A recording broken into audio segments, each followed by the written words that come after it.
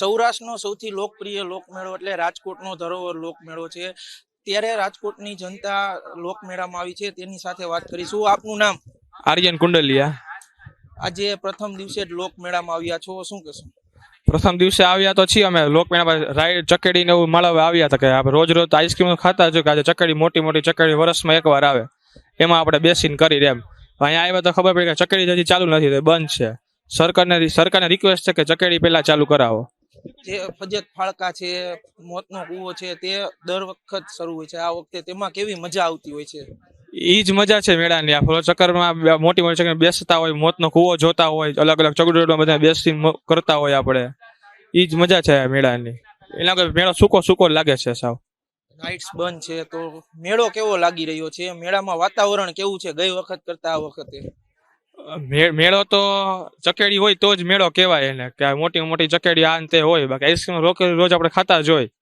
મેળાની રોનક જ આખી લાઈન થી લાઇટની અલગ અલગ આ તે, એનાથી જ રોનક આવે મેળાની. તો સૂકો સૂકો મેળો લાગે છે સાવ. આપણી સાથે બીજા પણ મહિલા જનતા છે રાજકોટના, તેની સાથે વાત કરીશું. આપનું નામ? બંસી કુંડલિયા. બેન, આજે પ્રથમ દિવસે જ લોકમેળામાં આવ્યા છો, કેવું લાગી રહ્યું છે? રાઇડ્સ બંધ છે, માત્ર સ્ટોલ જ શરૂ છે, શું કહેશો? અત્યારે રાઇડ્સ તો બંધ છે, પણ બહુ સૂનું સૂનું લાગે છે. જેમ કે મેળાનો માહોલ રાઇડ્સ થી આવે અને બધા લોકો મેળાને માણવા માટે આવતા હોય. સ્પેશિયલી તો રાઇડ્સમાં બેસવા માટે ને અહીંયા ફરવા માટે.